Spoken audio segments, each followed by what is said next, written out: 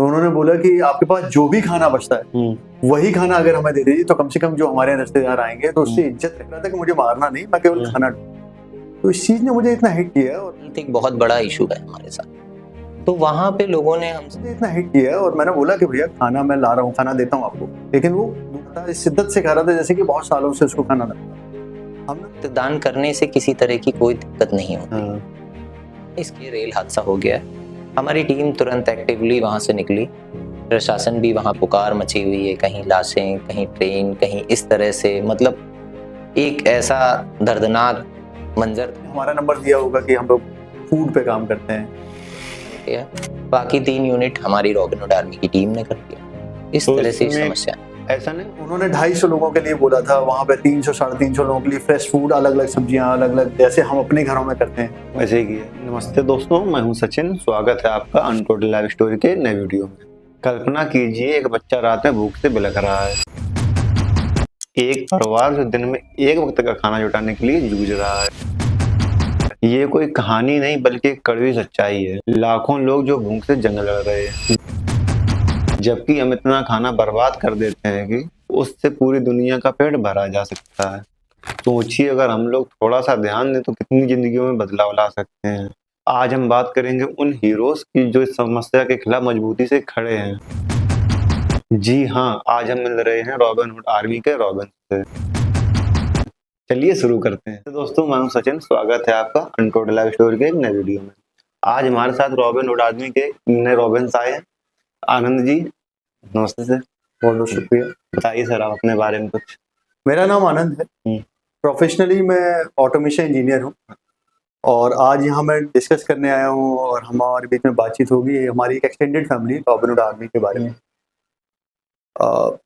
Robin Hood army का main काम है सरप्लस फूड को कलेक्ट करना और उसको नियर बाय लोगों को डिस्ट्रीब्यूट करना। मेरी जर्नी स्टार्ट हुई वे बैक इन 2018।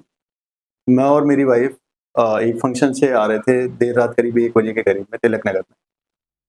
और जब तक हम लोग ये ऐसी ऑर्गेनाइजेशन को ज्वाइन नहीं करते तो हमारा पर्सपेक्टिव दूसरा होता है चीज़ों को लेकर देखने का। तो हमने देखा कि एक बहुत ही लीन सा बंदा एक चौराहे के पास में कूड़े के ढेर में कुछ कर रहा है। तो हमने गाड़ी रोकी और देखा कि पहले तो रोकते हुए भी बड़ा डर लग रहा था कि उस टाइम में, तब तक हम लोग ये रात वगैरह में फूड ड्राइव इतनी करते नहीं थे कि वहाँ पर रोकना चाहिए नहीं।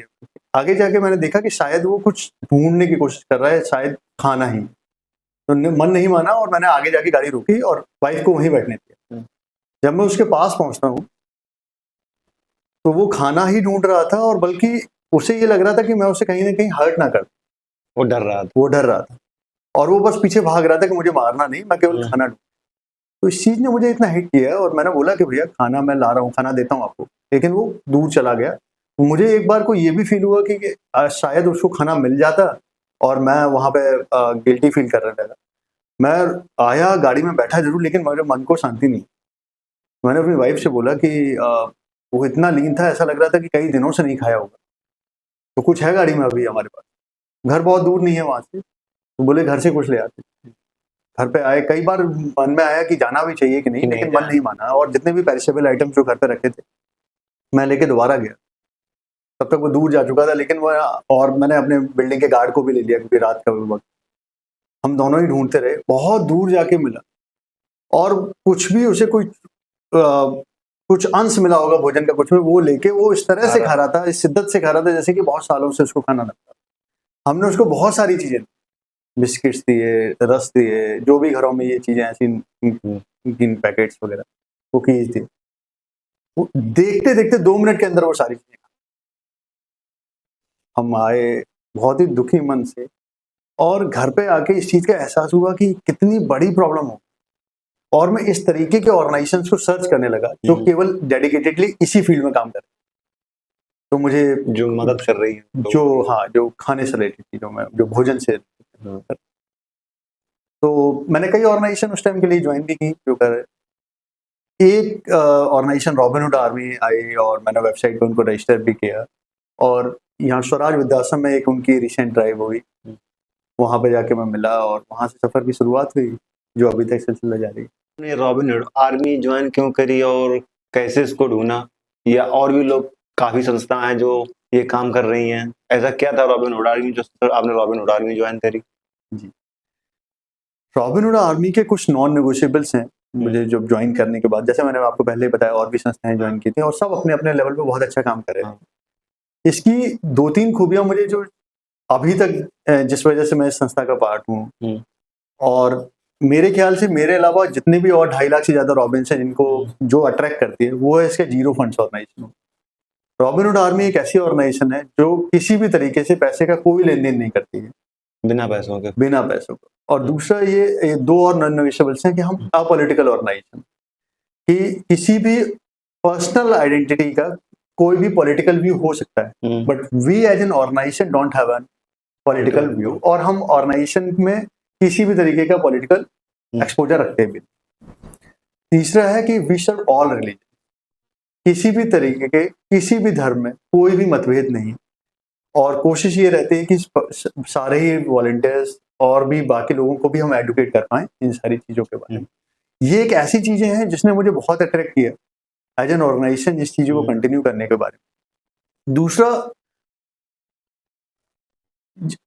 जैसे समाज सेवा, फिलैंथ्रोपी, ये एक ऐसे वर्ड्स होते हैं जिसमें लोगों को ये थॉट्स आते हैं और जो इस विजन के साथ में जाते हैं कि बाकी तो बातें छोड़ दीजिए, आपको परिवार तक को छोड़ना पड़ेगा, आपको अपने पर्सनल स्पेस को खत्म करना पड़ेगा, आपको हम समाज के लिए हमेशा तैयार रहना पड़ेगा, और जो कि पॉसिबल नहीं। क्या दिन क्या रात। हाँ, जो कि पॉसिबल नहीं है। वर्क लाइफ इंटीग्रिटी मेंटेन रहनी चाहिए। तो यहाँ पे पहला कॉन्सेप्ट ही ये था, और हम हर रॉबिन को ये बोलते हैं कि ये जो भी आप ये काम करेंगे वो अपने फ्री टाइम में करें। आप जिस भी, अगर आप वॉलंटियरिंग करना चाहते हैं वॉलंटियरिंग करके फ्री टाइम करें।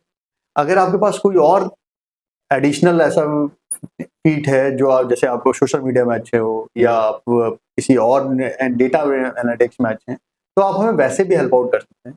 ये एक ऐसी चीज़ थी जिसकी जो मुझे बहुत ही अट्रैक्ट की और अभी भी मुझे बहुत ज़्यादा करती है, और मैं आगे और भी वॉलंटियर्स को ये बोलता हूँ कि जब तक आपके पास में इतना टाइम है कि जब आप उसको डायरेक्टली टाइम दे सकते हैं तब तक आप करें, नहीं है तो आप दूसरे भी फॉर्म करें। तो अब बात आई कि रॉबिनहुड आर्मी में 2 वर्ड्स हैं, एक है रॉबिनहुड और एक है आर्मी। तो कोई बहुत थॉटफुल प्रोसेस नहीं थी इसके नाम रखे जाने के पीछे। तो जो फाउंडर नील घोष हैं उनके ये बात आई कि रॉबिनहुड वाज अ पर्सन, एक कैरेक्टर हुआ करते थे जो एक ब्रिज का काम करते थे। अमीर गरीब तो नहीं रखते यहाँ पे, ये तक जो प्रिविलेज लोग थे से लेके जिनके पास में उसका एक्सेस नहीं था। और सेम उसी तरह से हमारी ऑर्गेनाइजेशन काम करती है कि जैसे आपके पास में फूड ज्यादा है, किसी रेस्टोरेंट के पास में सरप्लस फूड है, एडिबल फूड है, और वहां से हम एज ए मीडिएटर काम करते हैं और वो उन तक पहुंचाते हैं जिनको उसकी सबसे ज्यादा जरूरत है। तो यही कॉन्सेप्ट है रॉबिनहुड आर्मी का। और आर्मी इसलिए कि यहाँ पे हर धर्म का, हर आयु वर्ग के, हर तरह के लोग हैं और किसी में किसी भी तरीके का कोई डिस्क्रिमिनेशन नहीं, और सब अपनी तरीके से नेशन बिल्डिंग का काम करते हैं। ये सारा काम करके अल्टीमेटली क्या हो रहा है कि अपने अपने जो समाज है वो उसका उत्थान हो रहा है, और अल्टीमेटली इंडिया के लिए नेशन बिल्डिंग का काम कर रहा है। सर, कभी ऐसा हुआ कि आप किसी की मदद करने गए, उसने आपसे खाना मांगा और वहां जाके कुछ ऐसा हुआ कि आप उस चीज को आज तक याद भूल नहीं पाए? हुआ देखिए, इस ऑर्गेनाइजेशन के साथ में इतनी ज्यादा मेमोरीज जुड़ी हुई है कि डेली ही या जब भी हम कोई भी ड्राइव पे जाते हैं एक अलग एक्सपीरियंस होता है हमारे साथ। तो बहुत सारी स्टोरीज हैं। एक वाकया याद आता है कि एक बेटी की शादी थी यहाँ कानपुर में, एक जगह बेटी, तो जो लोगों ने उनकी मदद करने के लिए बोला होगा, जो उनके रिश्तेदार या उनके नोन होंगे, वो आखिरी मोमेंट पे उन्होंने हाथ खींच लिए। तो वो जो फादर थे वो इतने परेशान हो रहे थे उस समय के लिए, और किसी ने हमारा नंबर दिया होगा कि हम लोग फूड पे काम करते हैं। तो उन्होंने बोला कि आपके पास जो भी खाना बचता है वही खाना अगर हमें दे दीजिए तो कम से कम जो हमारे रिश्तेदार आएंगे तो उससे इज्जत रह जाएगी। तो वो इतना हिट किया, एंड वी ट्राइड कि उनको कैसे भी ज्यादा मैक्सिमम हेल्प करा पाए। हमने ग्रुप में शेयर किया, पर्सनली भी बात करनी शुरू की। आप मानिए कि इतना ज्यादा अच्छा रिस्पॉन्स मिला उस टाइम। सरप्लस फूड तो छोड़िए, हर बंदा कुछ ना कुछ करने के लिए तैयार था। उन्होंने 250 लोगों के लिए बोला था, वहां पे 300-350 लोगों के लिए फ्रेश फूड, अलग अलग सब्जियां, अलग अलग, जैसे हम अपने घरों में करते हैं वैसे ही किया। उस तरीके की अरेंज हुई। यहाँ से लॉजिस्टिक्स मैनेज हुई वहां तक जाने के लिए, कई सारे रॉबिन्स तैयार हुए वॉलंटियरिंग करने के लिए। इसके साथ साथ लोगों ने ही उसी ग्रुप में ही क्वेश्चन हुआ कि जब बेटी की शादी तो गिफ्ट भी तो होने चाहिए, ऐसे खाली हाथ नहीं जा सकते। इतने ज्यादा गिफ्ट उस बच्ची को दिए गए। और वहां जाने के बाद जो उस परिवार ने जिस तरीके का एक्सपीरियंस रहा वो आज तक हम लोगों के साथ है और हमेशा जिंदगी भर रहेगी। और उस परिवार के साथ में उस बेटी के साथ अभी तक हम लोगों के बहुत अच्छे संबंध भी मिलते हैं। That really hit us hard. और इस तरीके की सिचुएशन जब हम लोग सॉल्व करते हैं तो वो मन को जो शांति मिलती है, जो मन को खुशी मिलती है, दैट इज इनकम्पैरेबल। सर, आप 13 से ज्यादा देशों में आपकी संस्था काम कर रही है और भारत में ही 400 से ज्यादा शहरों में है, तो आप कैसे लोगों को मोटिवेट कर सकते ना कि आओ साथ में जुड़ो? तो ये नहीं होता कि लोग जुड़ते हैं ये कहते हैं कि इसमें क्या मिलेगा हमें, कैसे मोटिवेट करते कि आप हमारे साथ आए बिना किसी स्वार्थ के जुड़े आके? दो पार्ट में इस चीज का आंसर करूंगा। पहली बात कि जो रॉबिन्स हमारे साथ में जुड़ते हैं वो हमें मोटिवेट करते हैं कि हमें और क्या। मैं आपको ऐसे ऐसे एग्जाम्पल दे सकता हूँ हमारे यहाँ कि जो रॉबिन्स इतना ज्यादा अच्छा काम करते हैं कि वी आर सरप्राइज कि कैसे वो एक साथ में इन सारी चीजों को मैनेज कर पाए, क्योंकि आजकल टाइम भी नहीं इतना लोगों के पास है। ये टाइम तो बहुत है और लोग निकालना भी नहीं चाहते। थोड़ा सा डिसएग्री करता हूँ इसलिए कि आज का युवा बहुत इस चीज को मानता है कि उसको कैसे अपने टाइम को यूटिलाइज करना है और इन सारे कामों को कैसे और आगे ले जाना है। जैसे मैं आपको बताऊं, जब भी हम क्योंकि जब ऑर्गेनाइजेशन शुरू हुई तो बहुत धीरे धीरे स्टेप वाइज और शहरों में एक्सपेंशन हुआ। तो ऐसे ऐसे रॉबिन्स मिलते गए जिन रॉबिन्स ने ही हमें ऐसे एक्सपेंड करने में मदद की। रॉबिनहुड आर्मी में मुझे कई सारे रोल्स मिले। मेरा जो अभी प्रेजेंट रोल है, मैं ग्रोथ और एक्सपेंशन पे ज्यादा काम करता हूँ कि जिन शहरों में हमारी पहले से प्रेजेंस है वो स्केल करें। जैसे अगर कोई शहर मंथली लेट से 10,000 लोगों को खिलाता है तो अगली बार वो और ज्यादा लोगों को खिलाए, उनके पार्टनर्स और बढ़े। और तरीकों से, जैसे हमने आपसे बताया है कि we can do everything, any city can do anything using food as a medium. कि रॉबिनहुड आर्मी रॉबिन्स से मिलके ही बनी है और खाने को माध्यम बनाते हुए आप कुछ भी अच्छा कर सकते हैं। केवल वो 3 नॉन नेगोशिएबल्स हैं, उसका ध्यान रखते हुए। साथ ही साथ और भी नए शहरों कई सारे लोग हमें अप्रोच करते हैं। सोशल मीडिया को हमने इतना अच्छे से लेवरेज किया है कि सोशल मीडिया के माध्यम से जो हमारे फ्री टूल्स हैं, कि कई बार हमने कहा भी है कि अगर व्हाट्सएप अवेलेबिलिटी नहीं होती तो हो सकता है हम इतनी बड़ी ऑर्गेनाइजेशन नहीं भी। कहीं ना कहीं सोशल मीडिया का इसमें बहुत बड़ा रोल है।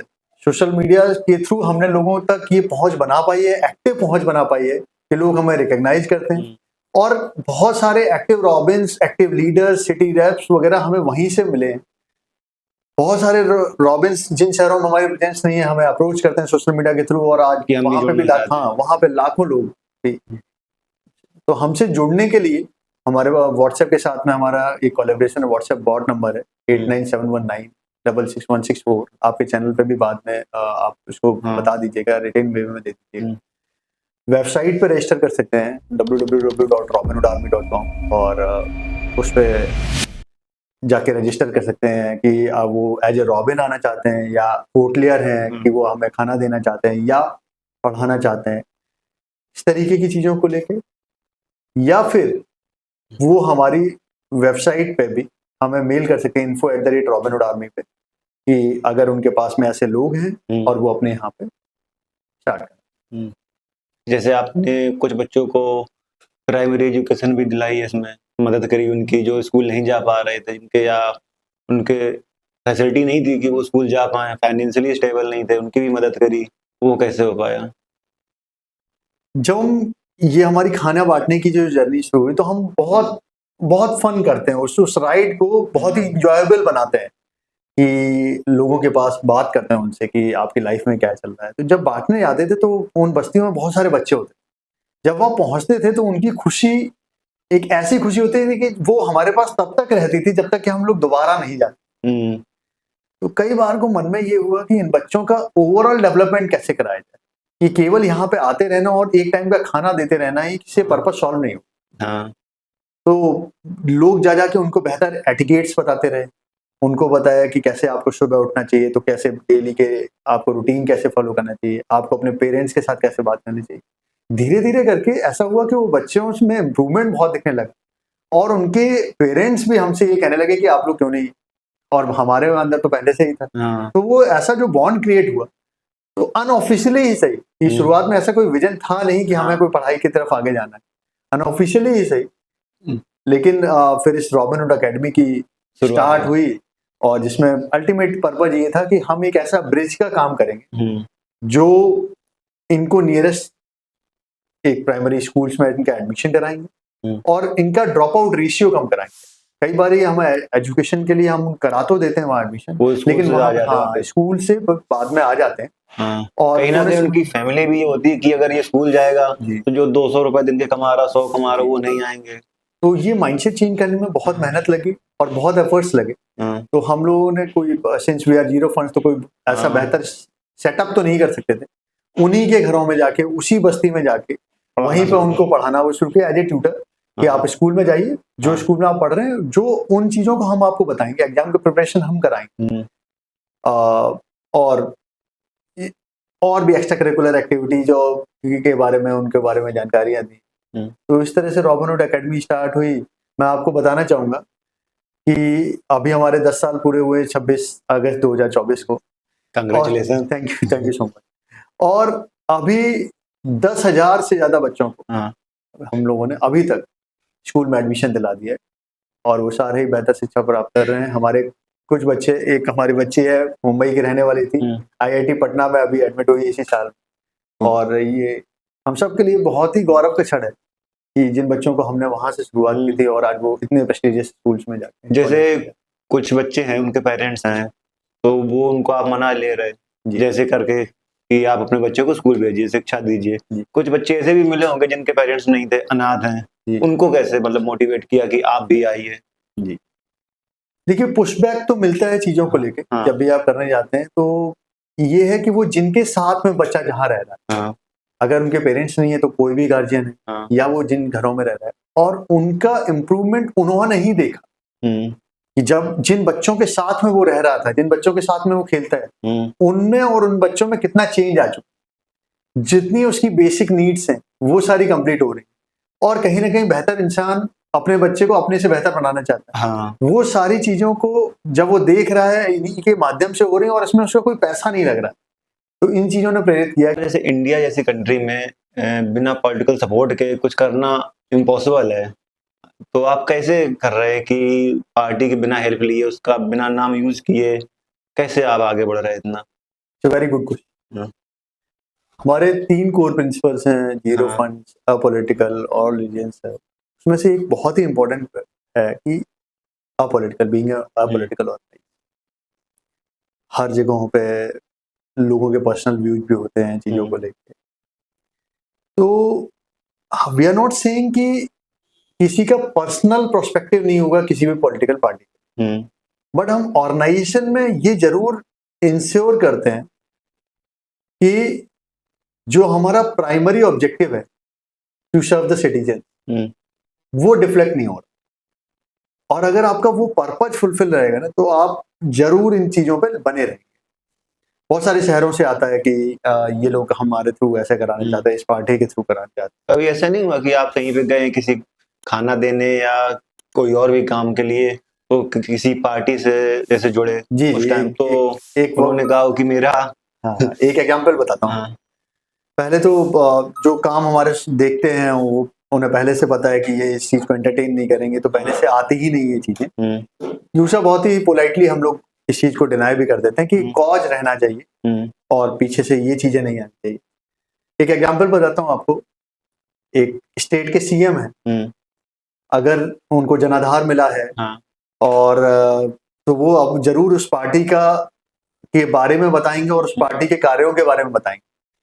हम लोग उस स्टेट में बहुत अच्छा काम करते हैं, तो उन्होंने जब उस अपने ट्री प्लांटेशन की एक उनकी ड्राइव थी, तो उन्होंने बोला कि उन लोगों को बुलाना जो हरी टी शर्ट में रह के वहां पे भी काम करने आए थे। उस सिटी में हम लोग पहुंचे, उनके साथ में मिलके काम किया। सारा प्लांटेशन की ड्राइव बहुत अच्छी कंप्लीट हुई। और फिर जाके उनका जो सोशल मीडिया टीम थी, उनके जो पीए थे, उनको जाके बहुत ही पोलाइटली हमने बताया कि सर ये वाली चीज अगर जब भी आपके सोशल मीडिया पर जाए या जिस तरह से जब आप मीडिया में देते हैं, हाँ। ये चीज जो है कि हमने ये किसी पार्टी के तहत नहीं किया है, ये एक बेटर कम्युनिटी के लिए किया गया है, और जिसमें आप थे एज एन इंडिविजुअल और हम हमारे, उन्होंने बहुत ही ग्रेसफुली लिया है। बीइंग ए सीएम उन्होंने बहुत ही अच्छे से एक्सेप्ट किया कि नहीं ठीक है, जैसे हमारी पार्टी की गाइडलाइंस हैं वैसे ही आपकी भी ऑर्गेनाइजेशन की गाइडलाइंस हैं और आपको भी उसके तहत ही काम करना चाहिए। उन्होंने अपने सोशल मीडिया पर प्योरली लिखा है कि स्वयंसेवी संस्था रॉबिन हुड आर्मी के साथ में मैंने ये कार्य संपर्क किया, और उसको हमने भी बहुत जगह शेयर किया। तो जब भी आप लोग इस चीज पे फर्म रहेंगे तो मेरे ख्याल सीएम से ज्यादा तो और किसी जगह पे ये पॉसिबल होगा नहीं, तो वहां भी हो पाया, और इसी तरह से हम बाकी भी जगहों पे ये पॉसिबल कर लें। सर जैसे हम हंगर रिपोर्ट में 127 देशों में 105वें नंबर पे हैं, तो कैसे सुधार आ सकता है इसमें कि जो हमारी दर बढ़ती जा रही है, जिन देशों की जीडीपी हमसे कम है, फाइनेंशियली इतने स्टेबल नहीं है, उनसे हम पीछे होते जा रहे हैं, इसमें कहाँ कमी रह गई, क्या सुधार हो सकता है? ये बहुत हिट करता है। हाँ, क्योंकि we are working on this field only, लेकिन कलेक्टिवली इसमें बहुत एफर्ट्स डालने की अभी बहुत रिक्वायरमेंट है, क्योंकि इंडिया जैसी ऐसी पॉपुलस कंट्री और जहाँ पे डाइवर्सिटी इतनी ज्यादा है, तो हम लोगों को अभी बहुत ज्यादा करने की बात है। हमारी कई सारी टैगलाइंस हैं, उनमें से एक टैगलाइन है कि ओनली 1% डन, कि नो मैटर हम 150 मिलियन मील सर कर चुके हैं 400 से ज्यादा शहरों में, लेकिन अभी हुआ जो काम है वो 100 में से 1% भी नहीं हुआ। तो हम कोशिश ये कर रहे हैं कि उन तबकों तक भी पहुंचे जहां पे रीच नहीं गई। हमने 15 अगस्त को हम थोड़ा ज्यादा अच्छे से सेलिब्रेट करते हैं, उसको मिशन बोलते हैं। तो 2 मिशन में हम लोग रूरल टारगेट्स भी कर चुके हैं। आप मेरी टी शर्ट भी देख रहे होंगे, मिशन स्वदेश लिखा हुआ है। तो एक मिशन था लास्ट ईयर का हमारा, मिशन स्वदेश, जिसमें हम उन गाँव के रूट्स तक जाना चाहते थे जहाँ पे एक्चुअल जरूरत, और उनके साथ बॉन्ड क्रिएट करने के बाद में जो भी चीजें, अगर वो कहीं ना कहीं खाद्यान्न से भरपूर है तो उनकी मेडिकल और भी चीजों के बारे में, और अगर नहीं है, कई सारे देश के ऐसे कई सारे पिछड़े जगह हैं, क्योंकि हाँ इंडिया जो है रूरल इंडिया में रहता है, इंडिया की मैक्सिमम पॉपुलेशन वहां रहती है। अगर वहां को हम लोग सॉर्ट कर पाएंगे तो अभी हमारा नेक्स्ट विजन है कि हम लोग रूरल एरिया को बहुत ज्यादा टारगेट कर रहे हैं। जितनी भी जो हमारी बड़ी सिटीज है वो अपने मंथ की 1 से 2 बड़ी ड्राइव्स वहां पे करते हैं, और वहां तक हम वो पौष्टिक आहार पहुंचाना चाहते हैं जिसकी उनको सबसे ज्यादा जरूरत है। तो धीरे धीरे ही सही, कलेक्टिवली हम सारे, आप देखेंगे कि आने वाले समय में बहुत अच्छा इंप्रूव करेंगे। आनंद जी, जैसे अभी आपने बताया कि आप लोगों को खाना खिलाते हैं, ऐसे और कौन से क्षेत्र हैं जिसमें आप मदद करते हैं लोगों की? देखिए, Robin Hood army is an organization जहां पे ये ऑर्गेनाइजेशन में केवल we are taking food as a medium to serve the human. हर शहर अपने हिसाब से अच्छा करने की कोशिश कर रहा है, अपने अपने कदम से, अपने अपने कार्यों से, और वो सब कर सकते हैं अगर वो हमारे बेसिक जो नॉन नेगोशिएबल्स हैं उस पर ध्यान दें। लेकिन बहुत ही हर्ष के साथ बताऊं कि आज हमारे साथ में हमारे बहुत ही डेडिकेटेड और डिलीजेंट रॉबिन है, जिन्होंने RHA कानपुर के सिटी रैप में फिर बहुत अच्छा काम किया है, 1.5 साल तक करते रहे, और अभी वो सिंस बीच में जो हमारे महामारी का दौर आया था उसमें हमारे पास blood request, oxygen concentrator request, ये सारी बहुत ज्यादा आ रही, और वो कंटिन्यू रही उसके बाद। और हमारे रॉबिन्स ने जाके उन चीज़ों को कंटिन्यू रखा, तो वो नेशनली इस इनिशिएटिव को आगे बढ़ा रहे हैं। तो I welcome mister Aniket for this. Thank you so much for having me, it was fun. Thank you. नमस्ते सर। नमस्कार सर, आप बताएंगे अपने बारे में कुछ हमारे दर्शकों को? नमस्कार, मेरा नाम अनिकेत है। मैं रॉबिन हुड आर्मी से 2019 से जुड़ा हुआ हूँ, और रॉबिन हुड आर्मी से जुड़ना एक बहुत अच्छा एक्सपीरियंस रहा मेरे लिए। जब मेरे कई मित्र रॉबिन हुड आर्मी से और पहले से जुड़े हुए थे, जैसा कि अभी आनंद जी ने बताया, तो मैं रॉबिन हुड आर्मी में जब जुड़ने वाला था उससे काफी पहले से मैंने रॉबिन हुड आर्मी के बारे में सुन रखा था, लेकिन मेरे दिमाग में रॉबिन हुड आर्मी को लेकर एक अलग ही इमेज थी। एज यूजुअल होता है लोगों के साथ कि जब तक आप जिस चीज में नहीं जाते हैं तब तक वो चीज आपको अलग लगती है। तो मेरे दिमाग में एक नेगेटिव इमेज थी रॉबिन हुड आर्मी की, कि यार लोग अपना टाइम खराब करते हैं, ये करते हैं, इसके अलावा और भी कुछ कर सकते हैं, या इसमें जुड़ने के लिए तो पहले आपके पास पैसा होना चाहिए। सबसे बड़ी बात है सबसे बड़ी बात कि आप जब खुद स्टेबल होगे, एक अच्छी पोजीशन पे होगे, तभी आप किसी दूसरे की मदद कर अंदर सकते से हो। भी कैसे कर रहे हैं। हाँ, ये सब चीजें थी कि मतलब एक बचपन से लोगों को बताया जाता है कि जब आप खुद सक्षम हो जाएंगे पैसे को लेकर, आप खुद एक अच्छी पोजीशन पे पहुंच जाएंगे, तभी दूसरों की मदद कर सकते हैं। तो इस कारण मैं काफी समय तक रॉबिन हुड आर्मी से नहीं जुड़ा, लेकिन फिर जब मैं इससे जुड़ा तब मुझे पता चला कि रॉबिन हुड आर्मी में सिर्फ आपको अपना समय देना, अपना थोड़ा समय देना है कि कैसे आप रॉबिन हुड आर्मी के साथ जुड़कर लोगों की मदद कर सकते हैं। इस तरह से मेरा रॉबिन हुड आर्मी से जुड़ा 2019 में, और फिर धीरे धीरे जुड़ता गया और अंदर की जानकारी मिलती गई कि कैसे रॉबिन हुड आर्मी में लोग काम करते हैं, एक परिवार की तरह जुड़ के काम कर रहे हैं, समाज को कैसे आप अपना परिवार मान लेते हैं। इस तरह से मैं जुड़ता रहा और ये आज जर्नी मेरी 6 साल की रॉबिन हुड आर्मी के साथ। तो सबसे अच्छा मुझे ये लगा कि आप लोगों ने यहाँ मुझे इन्वाइट किया, इसके लिए थैंक यू। जैसे आपने बताया आप पिछले 6 सालों से रॉबिन हुड के साथ हैं, तो आपने किस क्षेत्र में सबसे ज्यादा काम किया रॉबिन हुड में? रॉबिन हुड आर्मी, जैसा कि आप सभी को पता है कि फूड के क्षेत्र में काम करती है। होटल रेस्टोरेंट्स का बचा हुआ खाना हम लोग लेके जरूरतमंद लोगों तक बांटते हैं। मैं भी इसी के साथ रॉबिन हुड आर्मी से जुड़ा था, फिर धीरे धीरे जुड़ा रहा, और फिर एक ऐसा खराब समय, एक ऐसा खराब दौर आया हमारे देश के लिए, क्या संपूर्ण विश्व के लिए एक खराब दौर आया, जिसमें बहुत सारी नई समस्याएं हमारे सामने आ गई। मतलब जो लोग पैसे से सक्षम थे वो भी परेशान थे, जिनके पास पैसे नहीं थे वो भी परेशान थे। उस दौर में हमें पता चला कि खाने के अलावा भी और बहुत सी समस्याएं हैं इस समाज में, जिनके लिए लोग परेशान थे। तो उस समय एक, जैसा हम सभी को पता है कि खाना और एजुकेशन के बाद कहीं ना कहीं एक हेल्थ एक बहुत बड़ा इशू है हमारे साथ। तो वहां पे लोगों ने हमसे, कि ये एक संस्था है जो लोगों की मदद करती है, तो उन्होंने हमसे अप्रोच किया कि क्या हमें ब्लड की जरूरत है, क्या आप हमारी ब्लड को लेके मदद कर सकते हैं। और भी बहुत तरह की उन्होंने हमसे डिमांड की। तो ये फिर दिमाग में आया कि यार जब हम लोग इस पे काम कर सकते हैं तो क्यों ना हम ब्लड पे भी काम करना शुरू करें। ब्लड पे काम करना, ब्लड एक इतना, आप कह सकते हैं, बहुत ही सेंसिटिव चीज है कि जब तक कोई दान नहीं करेगा तब तक किसी दूसरे को मिलेगा। लोग दान करने से दूर हटते हैं, इससे कि लोग दान करने से दूर हटते हैं। बहुत सारी उनके साथ भ्रामक अफवाहें हैं कि कमजोरी आ जाती है, ये दिक्कत हो जाएगी, मैं खुद बीमार पड़ जाऊंगा, इस तरह से लोग दान नहीं करते।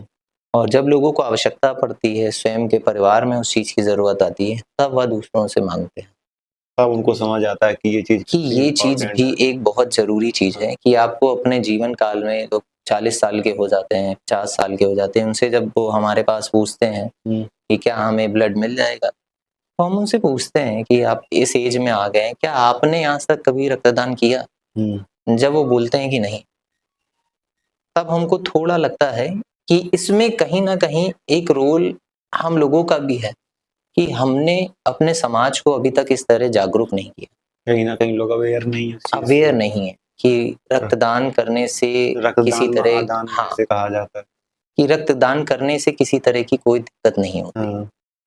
इसके साथ ही ये विचार आया कि हम लोग हमारे पास रिक्वेस्ट करने लगे कि हमको ब्लड चाहिए। बहुत बार ऐसा होता है, इसमें भी बहुत सारे केसेस आ जाते हैं, जैसे आप रक्तदान करने जा रहे हो, रक्तदान करने गए, फैमिली का बंदा जा रहा है रक्तदान करने, लेकिन किसी मेडिकल इशू की वजह से वो नहीं कर पा रहा, तब उसे किसी दूसरे की मदद की जरूरत। तो उसने रॉबिन हुड आर्मी से संपर्क किया, और रॉबिन हुड आर्मी से संपर्क किया, हमारी टीम ने उनसे बातचीत की। हम लोग पहले हमेशा कोशिश करते हैं कि उनसे और उनके परिवार और उनके रिश्तेदारों से रक्तदान करवाएं, क्योंकि रॉबिन हुड आर्मी में जो वॉलेंटियर है वो रक्तदान करने के लिए तैयार है। हम सामने वाले व्यक्ति को नहीं देखते हैं कि वो किस जाति, धर्म या समुदाय से है, हम उसके लिए रक्तदान कर देते हैं। लेकिन जो व्यक्ति हमसे रक्त की मांग करने आया है, उसके रिश्तेदार, दोस्त, यार, हो सकता है सिर्फ उसके लिए ही रक्तदान करें। तो हमारा सबसे पहला प्रयास रहता है कि उनसे, उनके परिवार के लोगों से, उनके दोस्तों यारों से रक्तदान करवाएं। उसके बाद हम लोग, हमारी टीम हमेशा रेडी रहती है कि कई बार ऐसे केसेस आते हैं जहां 1 यूनिट की जगह 5 यूनिट की आवश्यकता है।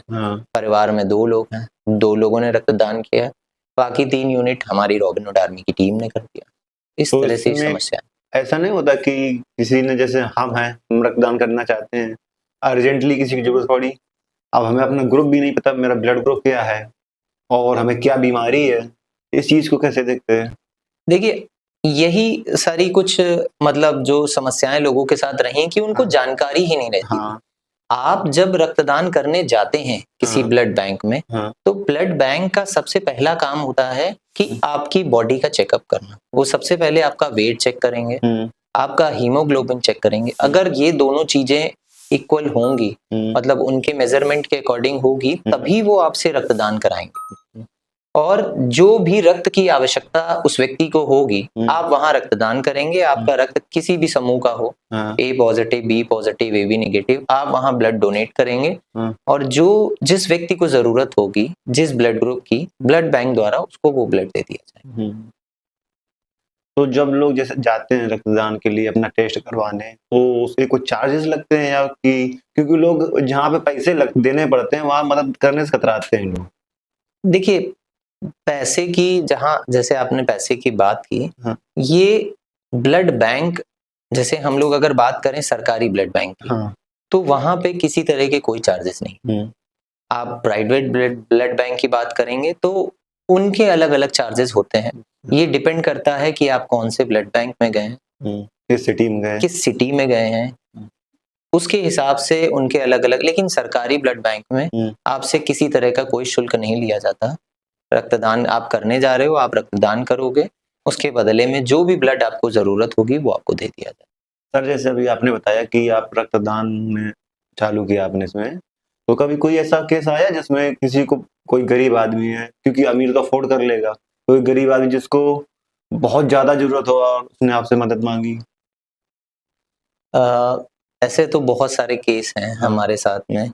कई ऐसे केसेस रहे हैं कि हम लोग किसी एक शहर में हैं, व्यक्ति दूसरे शहर में है, उसको आवश्यकता हुई। तो रॉबिन हुड आर्मी का जो सबसे मुझे प्लस पॉइंट है वो यही है कि आप अपने शहर में बैठ के किसी और शहर में दूसरे की मदद कर सकते हैं। तो ऐसे ही केस एक मुझे याद आ रहा है कि एक शहर में हमारे पास फोन आया कि हमारे पिताजी का किडनी ट्रांसप्लांट होना है। तो किडनी ट्रांसप्लांट मतलब एक बड़ी बीमारी है जिसमें अच्छे यूनिट्स की जरूरत पड़ती है। उनमें शायद 32 यूनिट के आसपास उनको जरूरत थी। अब 32 यूनिट एक इतना बड़ा यूनिट हो जाता है कि लोग अपने दोस्तों, यारों, परिवार वालों को भी बुलाते हैं, फिर भी 32 लोगों को जोड़ना एक बहुत बड़ा टास्क हो जाता है। 2 यूनिट के लिए लोगों को परेशानी होने लगती है। तो हमारी टीम ने वहाँ पे, जो हमारी सिटी में जो हमारी रॉबिन हुड आर्मी की टीम है, उनसे बातचीत हुई। हम लोगों ने फैमिली से मिले, फैमिली से बातचीत की कि उनको कितने यूनिट की आवश्यकता है। उन्होंने कहा इतने यूनिट की आवश्यकता है और 4 दिन अभी हमारे पास हैं। तो ये 32 यूनिट एक साथ नहीं लगना था।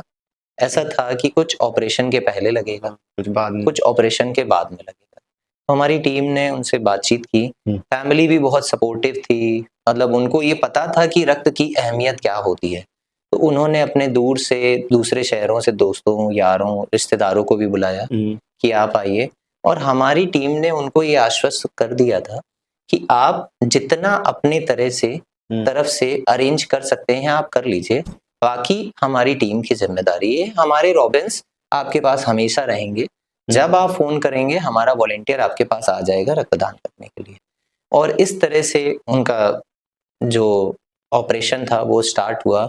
और तकरीबन 15 से 16 यूनिट, मतलब 15 से 16 वॉलेंटियर्स हमारे अलग अलग दिन पे, एक दिन में 2, सुबह शाम, इस तरह से अलग अलग समय पर हमारे वॉलेंटियर्स, क्योंकि जैसा आपको पता है कि हमारे वॉलेंटियर्स कहीं ना कहीं अपने फ्री टाइम को यहाँ यूटिलाइज करते हैं। तो कोई ऑफिस से फ्री होने के बाद जब जिसको समय मिला वो वहां पे गया, उसने वहां पे रक्तदान दिया और उसके बाद उनका अंकल का ऑपरेशन हो गया और आज वो स्वस्थ हैं। तो उसके बाद उन्होंने हमारी पूरी टीम को, क्योंकि 32 लोगों को के बीच में 16 रॉबिन्स थे हमारे जो अलग अलग दिन गए, उन्होंने रक्तदान दिया। उन सभी के नंबर्स तो उनके पास नहीं थे क्योंकि वो हम लोगों के ही टच में थे। तो उन्होंने हमसे बोला कि अब हमारी तरफ से अपने हर एक रॉबिन को, जिसने वहां पे आके रक्तदान दिया, वो कहीं ना कहीं एक भगवान का रूप था हमारे लिए। क्योंकि आज हमने अपने कई रिश्तेदारों को फोन किया, कई आए, कुछ नहीं भी आए, उन्होंने बोल दिया कि मेरे पास समय नहीं है, लेकिन वो अपने ऑफिस से समय निकाल कर आए। तो इसके लिए उन्होंने बहुत रिकॉग्नाइज किया कि आप सच में एक अच्छा काम कर रहे हैं। इस तरह के बहुत सारे ऐसे एग्जाम्पल्स रहे हैं कि कई बार लोग, मतलब आप सामने खड़े हैं, वो थैंक यू बोलने के बदले आपके सीधे पैर पकड़ लेते हैं। मतलब आपको इतना समय भी नहीं मिला कि आप उनको रोक पाए, वो सीधे आपके पैर पकड़ लेते हैं कि अरे आपने ऐसा कर दिया जो किसी ने नहीं किया। एक अनजान व्यक्ति के लिए आप आ गए, रात में अपनी नींद खराब करके आप 2 बजे चले आए रक्तदान करने के लिए। तो बहुत सारे इस तरह के किस्से रहे हैं। क्योंकि लोग बहाना बनाते हैं कि नहीं मेरे पास टाइम नहीं है, या हम टाइम नहीं है, या कमजोरी है मुझे, या कमजोरी हो जाएगी। लेकिन जब किसी की मदद होनी होती है तो कोई ना कोई माध्यम मिल जाता है। जैसे रॉबिन हुड आर्मी एक माध्यम है, उन तक खबर पहुंच गई कि ये एक संस्था है जो आपकी मदद कर देगी।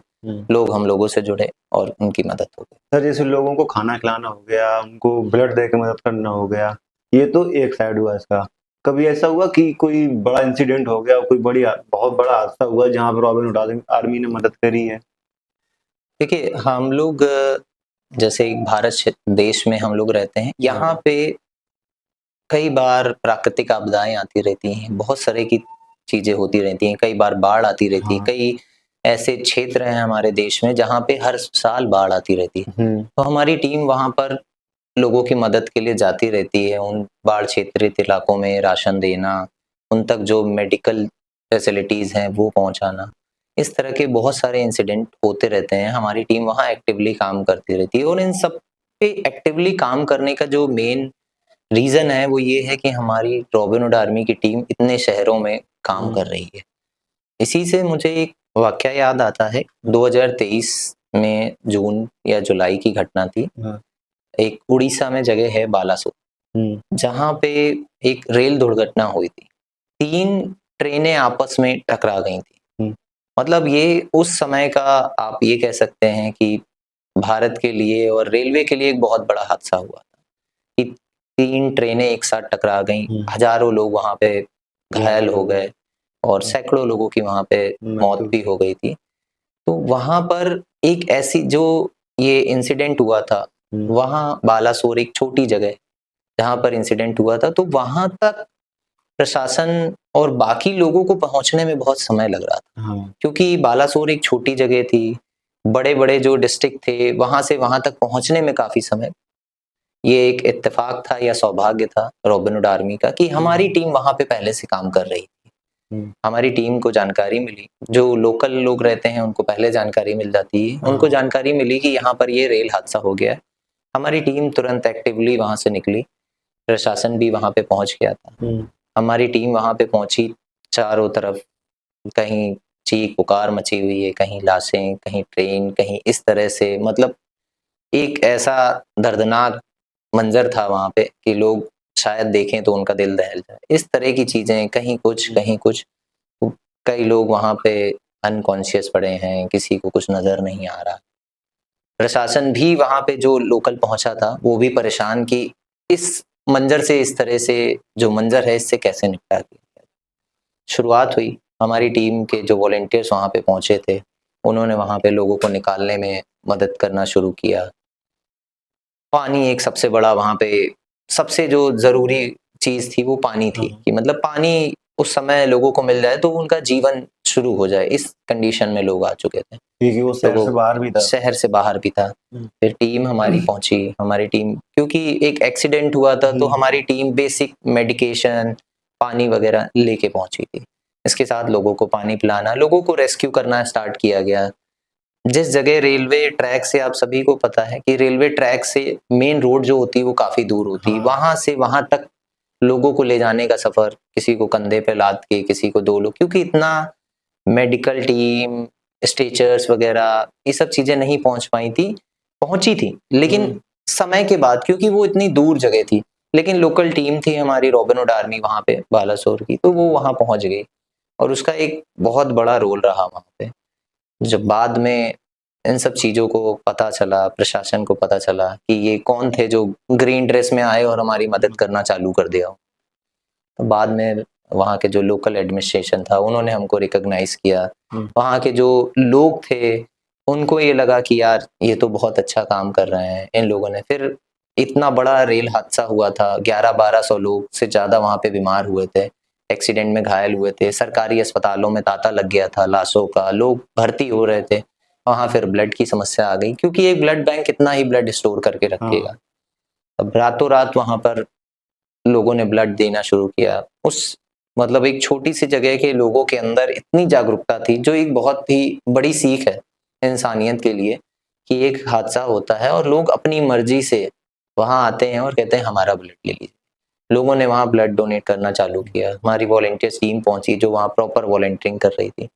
कि एक ऐसा जगह थी, और इसके साथ ही साथ फिर एक छोटी सी जगह पे ये हादसा हुआ था, जो कि एक बहुत बड़ा हादसा था। लोग आसानी से नहीं पहुंच पा रहे थे। हमारे आसपास के जो बड़े शहर थे, फिर हम लोगों ने उनसे कोऑर्डिनेशन किया, जो वहाँ पे और बेसिक नीड्स थी उन सब चीज़ों का अरेंजमेंट करवा के, जो वहाँ पे बेसिक जो स्टाफ, वहाँ पे ग्राउंड स्टाफ काम कर रहा था, रेस्क्यू टीम्स काम कर रही थी। एक समय ऐसा आ गया था कि अब उनको भी ज़रूरत पड़ने लगी थी, उनको भी खाने की प्रॉब्लम होने लगी थी। वो भी 24 घंटे 48 घंटे से लगातार, मुझे लग रहा है 5-6 दिन लगातार वहाँ पे काम किया गया, तब वो सारी चीज़ें, एक रेल यातायात बाधित हो गया था। तो उसके बाद उनको जो भी आवश्यकताएं थी, मास्क से लेकर खाने पीने का चीज़ें, वो सारी चीज़ें हमारी टीम ने उपलब्ध कराई। प्रयास यही रहा कि जितना ज़्यादा हो सके उतनी मदद करिए। उतनी मदद कीजिए। सर बहुत अच्छा लगा जो आप हमारे चैनल पे आए। आप हमारे दर्शकों को कुछ कहना चाहेंगे? बहुत बहुत सबसे पहले तो मैं आप सभी का बहुत बहुत धन्यवाद करता हूँ, आपकी टीम का, कि आपने रॉबिन हुड आर्मी को यहाँ पर बुलाया। अरे सर हमारा सौभाग्य है आपके चैनल के माध्यम से बस मैं एक यही गुजारिश रहेगी लोगों से कि कभी अनजान लोगों की मदद करके देखिए, आपको बहुत अच्छा लगेगा। और आपका जो ये इनिशिएट है, इसके माध्यम से आप वो स्टोरीज लोगों तक पहुंचा रहे हैं जो कहीं ना कहीं लोगों को बहुत ज़रूरत है। ये भी कहीं ना कहीं एक सामाजिक कार्य का बहुत बड़ा हिस्सा है। तो इसके लिए मैं आपको और आपकी टीम को बहुत बधाई देता हूँ। आप सभी से एक और निवेदन रहेगा कि the untold life story channel को लाइक एंड सब्सक्राइब करें, ज़्यादा से ज़्यादा शेयर करें और इससे और लोगों की मदद हो। धन्यवाद।